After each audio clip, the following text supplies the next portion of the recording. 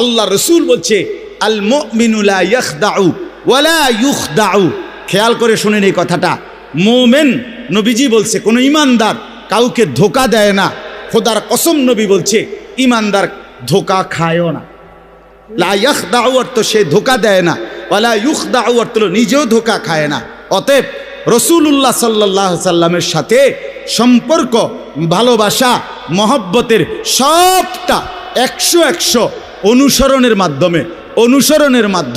অনুসরণের মাধ্যমে চেহারায় যার দাড়ি নাই সে রসুলকে ভালোবাসে না, ঘরে যার স্ত্রী বেপর্দা সে রসুলকে ভালোবাসে না, উপার্জনের মধ্যে যার হালাল নাই সে রসুলকে ভালোবাসে না, জীবনে যার সুন্নত তরিকার অনুসরণ নাই সে আল্লাহর রসুলকে কশ্চিন কালেও ভালোবাসে না। ভালোবাসে বললে এটা ভালোবাসার নামে ধোঁকা, মিথ্যাবাদিতা ছাড়া আর কিচ্ছু না। হ্যাঁ, হাসরের ময়দানে মার খাইয়েন না, ধরা খাইয়েন না। কথা বুঝছেন না? এখানে গাছ জোর দেখাইয়া হয়তো আমনে চিৎকার দিয়া, হুঙ্কার দিয়া, এই কইয়া সেই কইয়া, খাইয়া দাইয়া বিরানিয়ে খিচুড়িয়ে মিল্লা পার হইয়া গেলেন আর কি। কিন্তু কবর আখেরাত এত সুজা না। আখেরাত হাসরের মাঠ মামুর বাড়ি না, হাসরের মাঠ নানার বাড়ি না, আমনের সাসার শ্বশুর বাড়ি না। হাসরের মাঠ সেই মাঠ ১৬ লক্ষ আম্বিয়া, আদম থেকে মুহাম্মদ সাল্লাল্লাহু আলাইহি সাল্লাম পর্যন্ত সমস্ত নবী রসুল যে মাঠের ভয়ে আল্লাহর কাছে দিবানিশি কাঁদছেন, সেই মাঠের নাম হাসরের মাঠ।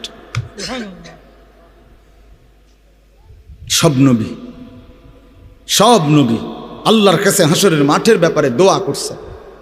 আমাদের নবী সাল্লাল্লাহু আলাইহি সাল্লাম পর্যন্ত যার কোনো গুনাহ নাই, যিনি নিষ্পাপ, সেই নবীজি পর্যন্ত 5 ওয়াক্ত নামাজের পরে সব আলেমদেরকে জিজ্ঞাসা করেন, নবীজি নিয়মিত 5 ওয়াক্ত নামাজের পরে দোয়া করতেন, আল্লাহুম্মা হাসিবনি হিসাবান ইয়াসীরা।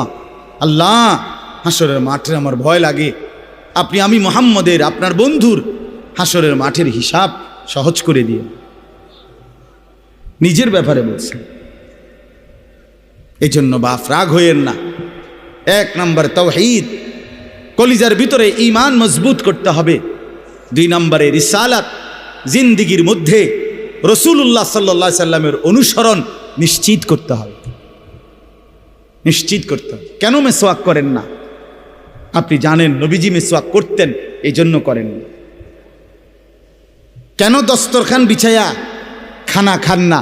আপনি জানেন, শুনছেন যে নবীজি সাল্লাল্লাহু আলাইহি সাল্লাম দস্তরখান বিছায়া সমান জায়গায় খানা খাইতেন, এই জন্য আপনি ইচ্ছা করে এটা বিছান না। কারণ আপনার কলিজার ভিতরে সিদ্ধান্ত, আমি মুহাম্মদুর রাসূলুল্লাহ সাল্লাল্লাহু আলাইহি সাল্লামের বিরোধিতা করি। কেন আপনি দাড়ি কাটেন? কারণ আপনি শুনছেন নবীজি দাড়ি লম্বা করতে বলছে, এই জন্য আপনি এটা বুঝাইলেন। রাসূলুল্লাহ সাল্লাল্লাহু আলাইহি সাল্লাম আপনি কইছেন, আচ্ছা আমরে দেখাম। আপনি জানেন, হ্যাঁ, আপনার বাম পাও দিয়া ঢুকতে বাথরুমে, টয়লেটে মনে থাকে না। কেন মনে থাকে না? আপনি জানেন না এটা নবীজি বলছে। কথা বলেন না, নাকি ওই কাউমি মাদ্রাসার হুজুররা কইছে? কথা বলেন না। মেসওয়াক এটা রাসূলুল্লাহ সাল্লাল্লাহু আলাইহি সাল্লামের সুন্নত না কওমি আলেমদের সুন্নত? কথা বলেন না আপনারা। তো এটা করেন না কেন? কারে ওহাবি বলেন? কারে গালি দেন? কেন গালি দেন? কি বুঝে গালি দিলেন? কেন বললেন? বলেন, কি অপরাধের কারণে আমি রসুলের দুশ্মন হব? কেন? আমি মিসওয়াক করি এই অপরাধের কারণে না? কথা বলেন না কেন? আমি দাড়ি রাখছি দেখে এই অপরাধের কারণে? তো কোন আমার স্ত্রী পর্দানসীন, আমার মেয়ে পর্দা করে, আমার ঘরে টেলিভিশন নাই, আমার রোজগারের মধ্যে আমি হারাম করার চেষ্টা করি না, তো সব ক্ষেত্রে রাসূলুল্লাহ সাল্লাল্লাহু আলাইহি সাল্লামের সুন্নাতের উপরে চলার চেষ্টা করলাম, তা আমি রসুলের দুশ্মন কেন হলাম? আমি বুঝাইলাম, আমি বলতে মানে আপনি যে কোনো একজন আলেমে দ্বীনকে আপনি কেন নবীর দুশ্মন বলবেন? এত বড় জুলুম কেন করেন? এত বড় কেন জুলুম করেন বাবা? চা দোকানে বসে একজন আলেমের বদনাম করলেন, আপনি আন্দাজ করলেন একজন আলেমের ইলমের কদর কত? আমরা কিতাবে স্পষ্ট পড়ছি, সারা পৃথিবীর ইমানদারের সমস্ত বন্দিগি আর আল্লাহর রাস্তায় জেহাদ, এই দুইটার পার্থক্য কদ্দুর? সারা পৃথিবীর ইমানদারের সমস্ত ইবাদাত একটি সমুদ্রের মধ্যে যদি কেউ আঙ্গুল দেয়, আঙ্গুল চুবায়, তো আঙ্গুলের অগ্রভাগে পানি লাগবে যে দূর, এতে করে সমুদ্রের ঢেউ তো বন্ধ হয়ে যাবে, ঠিক না? নৌকা চলা বন্ধ হয়ে যাবে না? সমুদ্র টের পাবে কিছু? কিতাবে স্পষ্ট আছে, একজন ইমানদারে সমস্ত মুমিনের সব ইবাদত একত্র করিলে এইটার মর্যাদা হলো আঙ্গুলের অগ্রভাগের পানি। আর আল্লাহর রাস্তার জেহাদ ফি সাবিলিল্লাহ, জীবন দেওয়া, জেহাদ করা, এটা সমুদ্রের বাকি পানি। এরপরে লিখছে যে সমস্ত ইবাদত এবং আল্লাহর রাস্তার যুদ্ধ, এইটাও এবার একসাথ করেন। এই সবটা এবার ইবাদাত এমনকি জেহাদ সবটা একত্র করিলে আঙ্গুলের অগ্রভাগের পানি, খোদার কসম, আল্লাহর কসম, এলেম, কোরআন সুন্নাহর এলেম, এইটা সমুদ্রের বাকি পানি। বিশ্বাস করে এবার বলেন, এক আলেমে দ্বীনের কদর কত? আপনি কারে টিটকারি করলেন? কারে? ওটা আপনার মসজিদের ইমাম ৬,০০০ টাকা বেতন দিয়ে আপনার চোখে লাগছে না?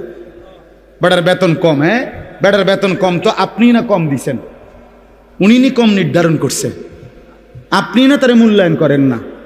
কথা বলেন না কেন?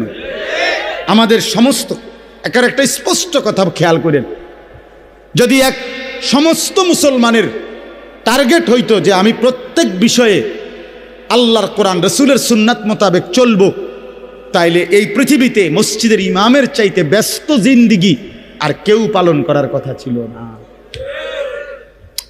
কেন?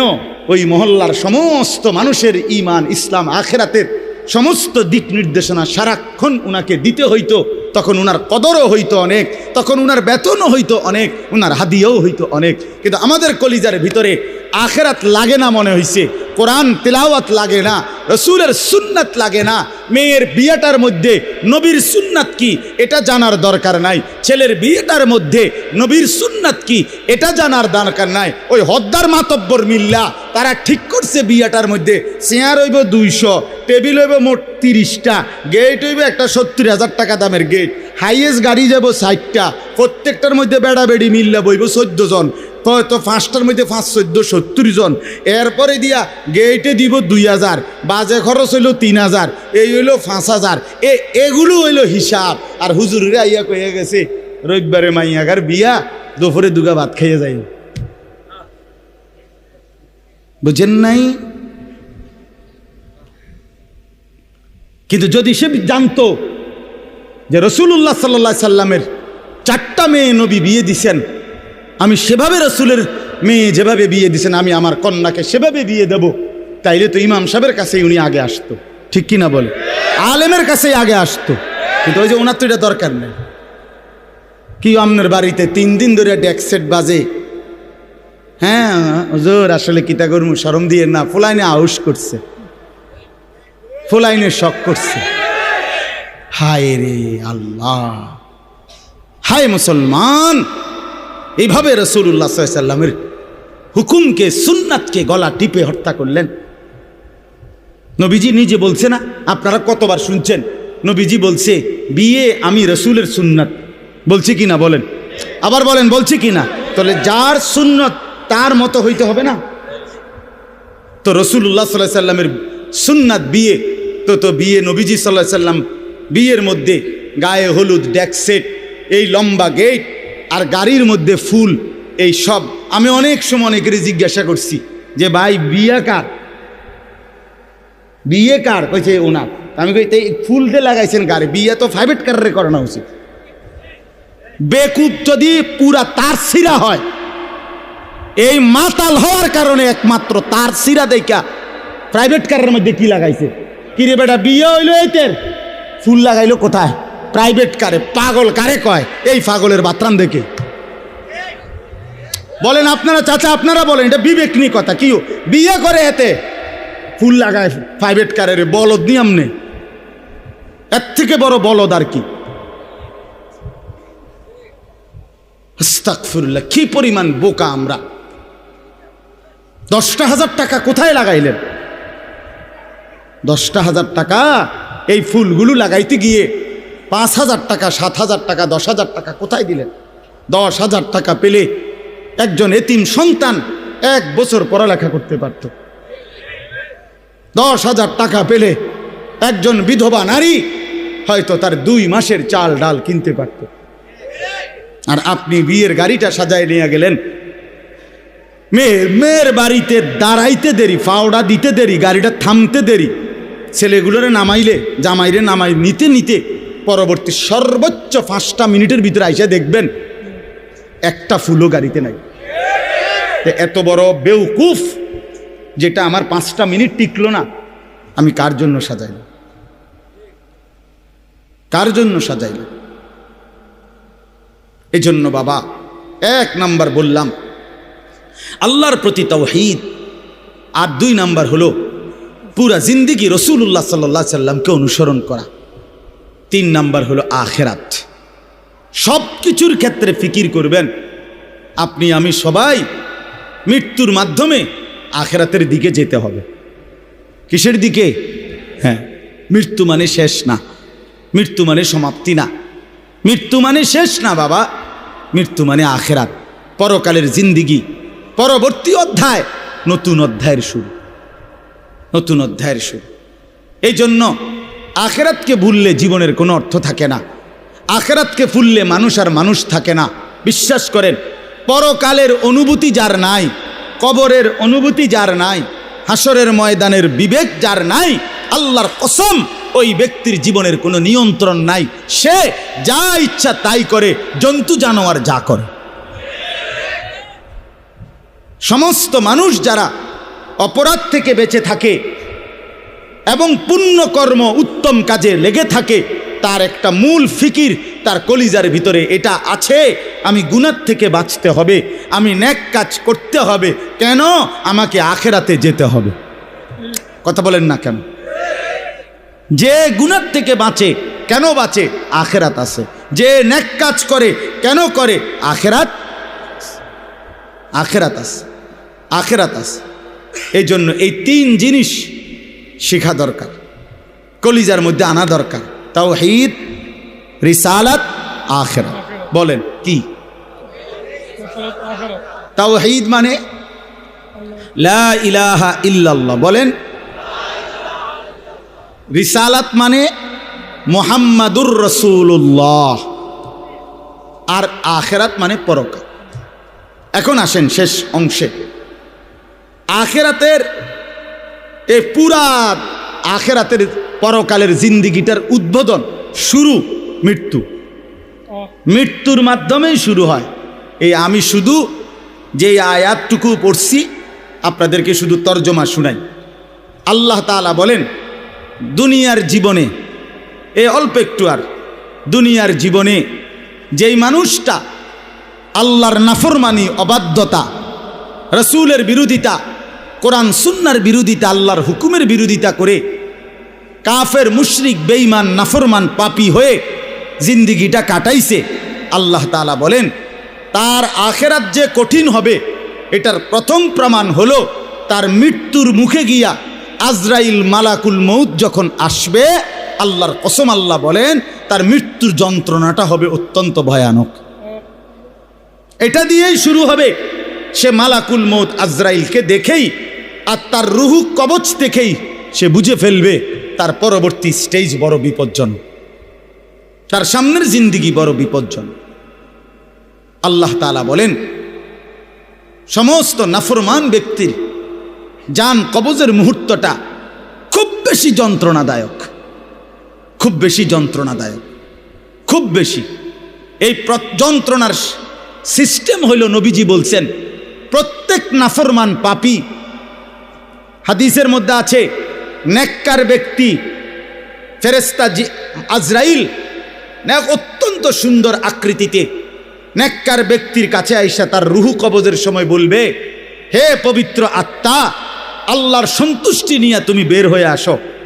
আল্লাহ রাসূল সাল্লাল্লাহু আলাইহি সাল্লাম বলেন কোনো পাত্র থেকে পানি যেভাবে ঢেলে দেয়, এইটা যেরকম আরামসে পড়ে যায়, বের হয়, আল্লাহর কসম নবীজি বলেন নেককার ব্যক্তির রুহুটা মালাকুল মউত আজরাইলের হাতে এরকম আরামসে চলে আসবে। আর আল্লাহ নবী সাল্লাল্লাহু আলাইহি সাল্লাম বলেন, কোন নাফরমান পাপী এক নম্বরে তার মৃত্যুর সময় প্রথম হলো ফেরেশতা মালাকুল মউত আজরাইল অত্যন্ত নিকৃষ্ট বিভৎস কুৎসিত চেহারা নিয়ে তার সামনে দাঁড়াবে।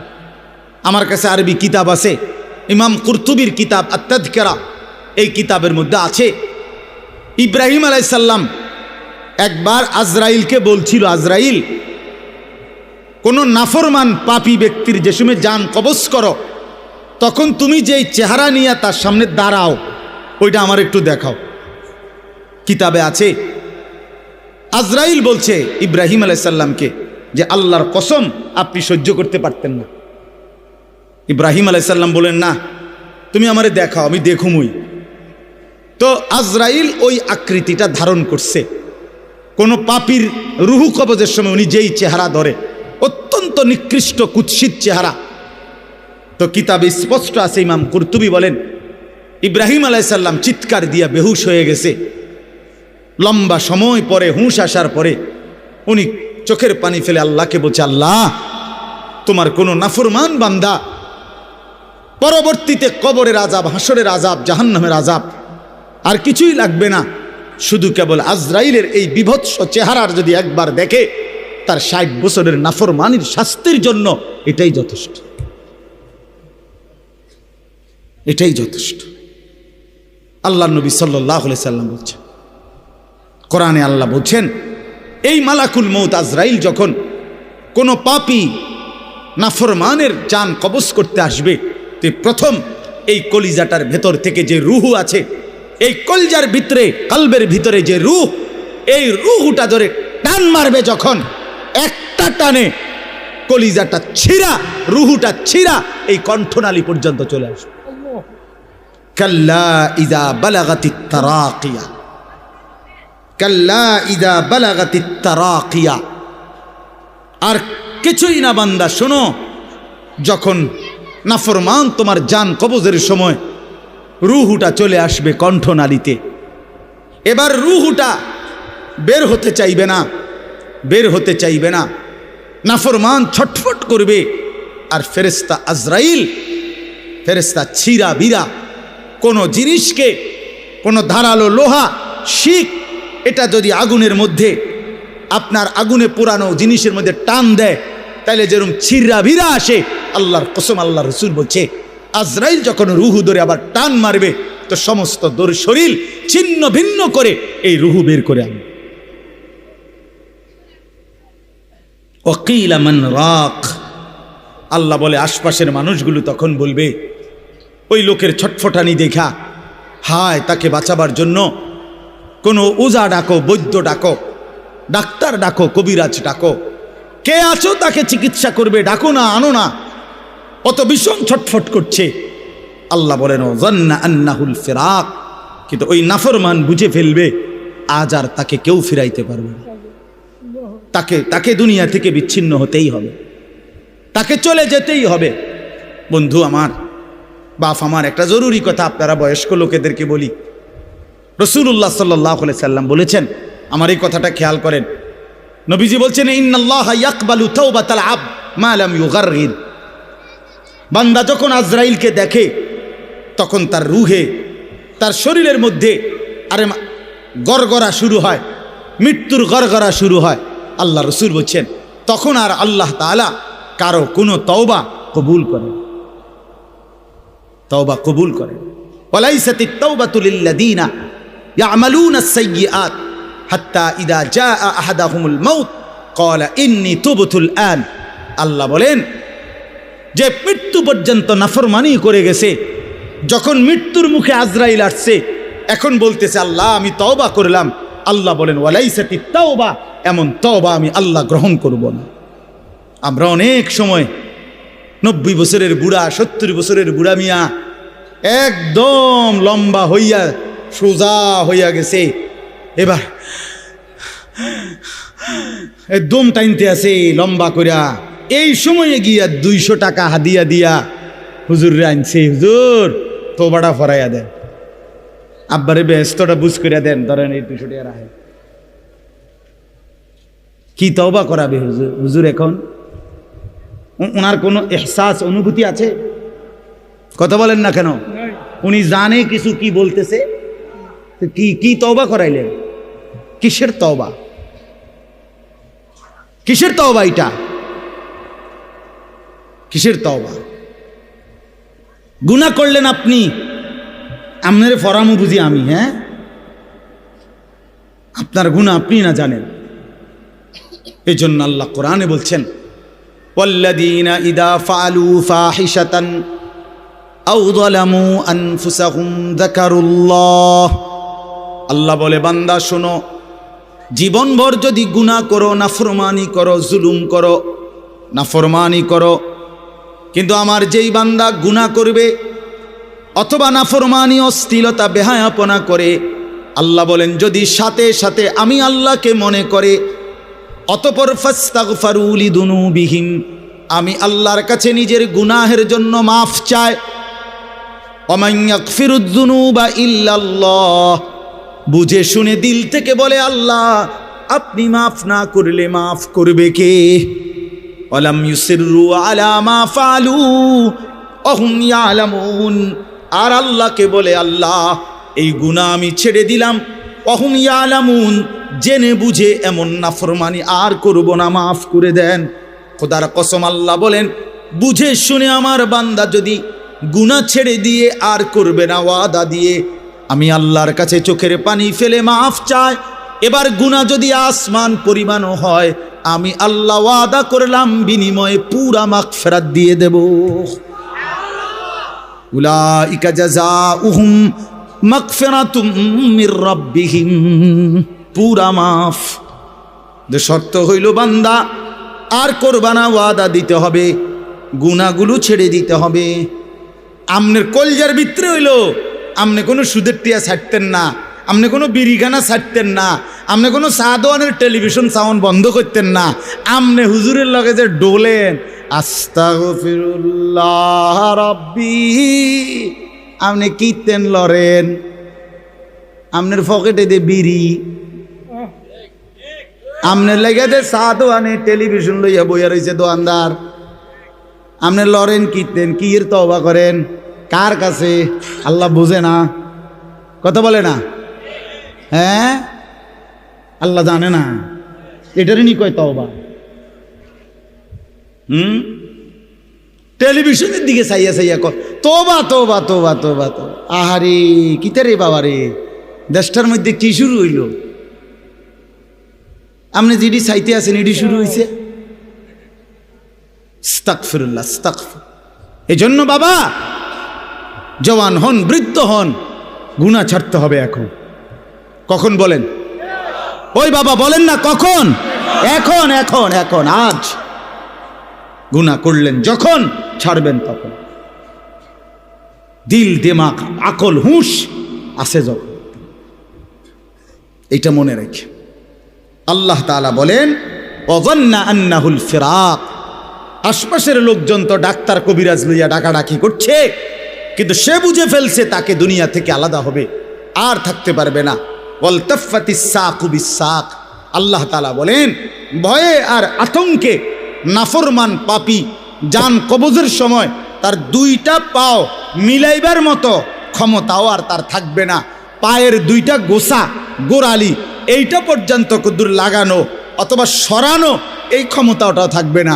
এতটা ভয়ে আতঙ্কে পাও নিয়ে পড়ে থাকবে যে পায়ের গোসা, গোড়ালিটা পর্যন্ত নাড়াইতে পারবে।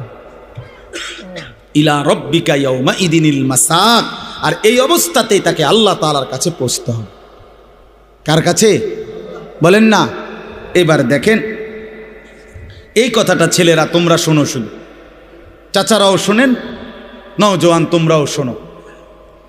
4টা আয়াতে কোরআনুল কারীমে আল্লাহ বলছেন, মোট 4 জায়গায়, যে আল্লাহ বলছেন মৃত্যুর যন্ত্রণা নাফরমানের অত্যন্ত কঠিন।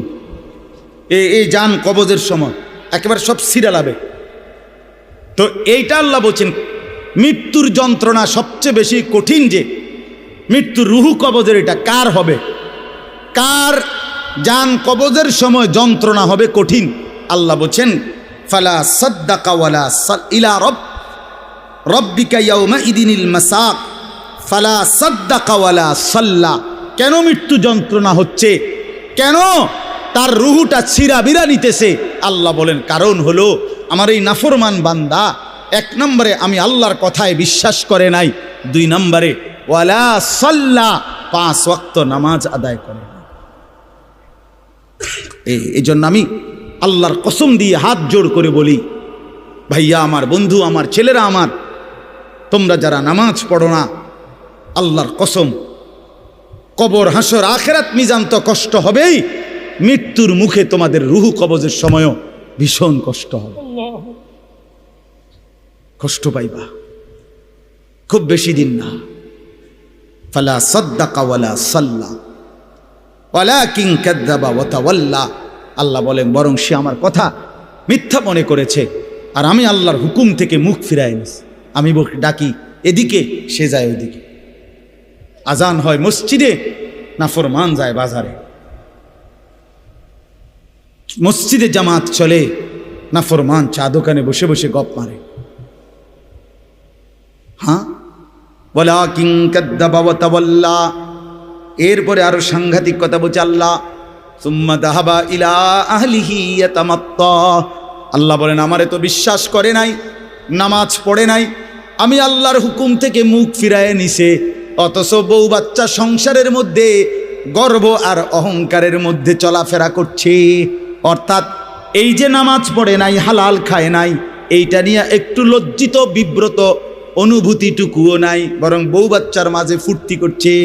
বাবা বাবা, বুঝেন নাই?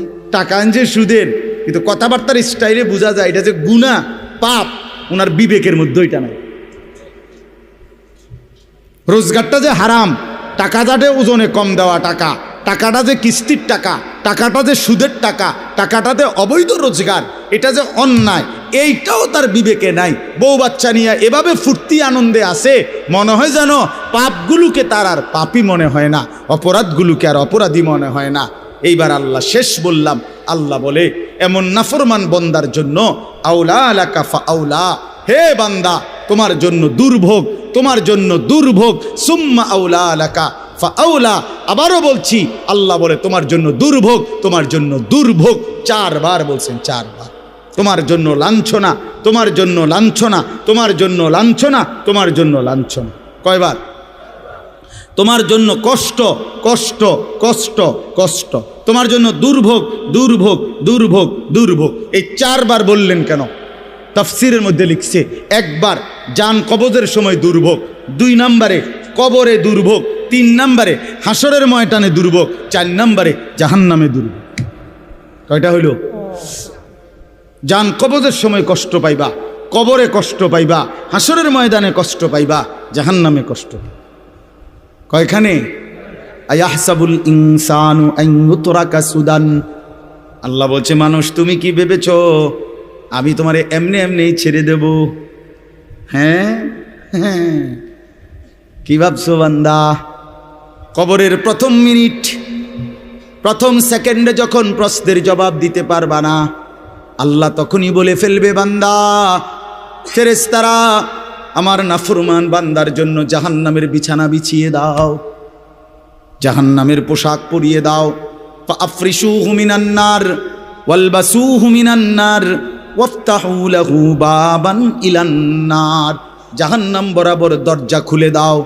আল্লাহর নবী বলেন ফেরেশতারা যখন নাফরমানকে জাহান্নামের মধ্যে রেখে চলে যাবে, আরে কবরের মধ্যে রেখে চলে যাবে, কবরের ডান পাশের মাটি একটা চাপ দিবে বাম দিকে চলে যাবে, বাম দিকের মাটি ডান দিকে চলে আসবে। আল্লাহর নবী বলেন হাত্তা তাখতালিফা আদলাউহু, ডান পাশের হাড্ডি পাজর ভাঙ্গা চুরচুর হয়ে বাম দিকে চলে যাবে, বাম পাশের হাড্ডি পাজর ভাঙ্গা বন্ধু ডান দিকে চলে আসবে। প্রথম মিনিটেই হাড্ডির শরীর চুরচুর হয়ে যাবে। আল্লাহ ছাড়বে না, আমারেও না আপনারেও না, বিশ্বাস করুন।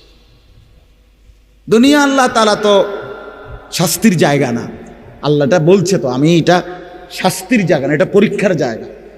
কথা বোঝেন নাই? দুনিয়া কিসের জায়গা? এই জন্য ছাড় দেই না। আমি যদি ডেইলির ফিডে ফিরতাম তো তুমি তো মাথা টিকতা না।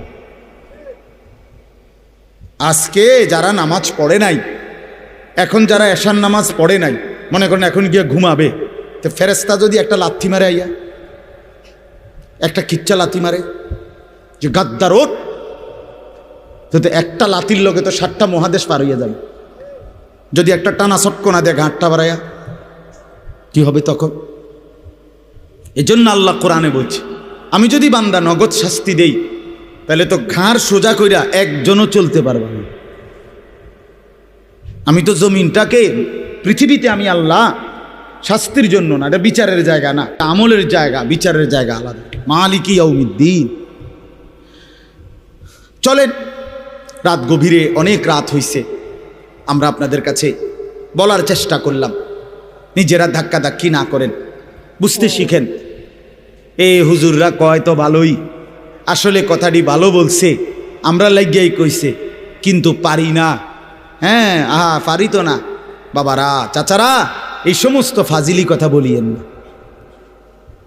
এই সমস্ত মস্কারি কথা বললেন না যে পারি না। পারবেন না কেন? আপনি পারবেন না কেন? পারবেন না। আপনি এই 60 বছরে কি কম কিছু পারছেন? আপনি 60 বছরে হুদা চিড়া খাইছেন? পারবেন না কেন? অবশ্যই পারবেন। আপনি নিয়ত করেন, আমার ছেলেকে নামাজ পড়াবো, মেয়েকে নামাজ পড়াবো, নাতি নাতনিকে নামাজ পড়াবো, আল্লাহর কোরআন শিখাবো, স্ত্রী সন্তানকে পর্দা পুশিদা করাবো। আপনি ফয়সালা নিয়ে ফিকির করেন, না বুঝলে ওলামায়ে কেরাম থেকে জিজ্ঞেস করেন যে হুজুর আমি কেমনে কি বলতাম, কেমনে কি করতাম। আপনি শিখেন, আপনি বুঝেন, মৃত্যু পর্যন্ত বলা চালু রাখেন। তাইলে হবে কি, যদি আপনার কথায় তারা ফিরেও না আসে, আপনার লাগাতার বলা, চোখের পানি ফেলা, আপনার অব্যাহত চেষ্টার কারণে হতে পারে আল্লাহ আপনারে মাফ করে দিন। কিন্তু আপনি যে মাতেনও না, লড়েনও না, আপনি বইয়া বইয়া তারার লগে ভাত খান, আপনি আপেল খান, মালটা খান, গপ মারেন, খুশি, অথচ তারা নামাজ পড়ে না।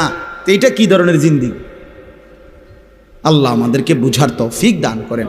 যেই ছেলেরা আলহামদুলিল্লাহ আজকের এই মাহফিলের ইন্তজাম করেছো, ভাই তোমাদের কাছে আমার অনুরোধ, ভাইয়া নামাজ পড়ো।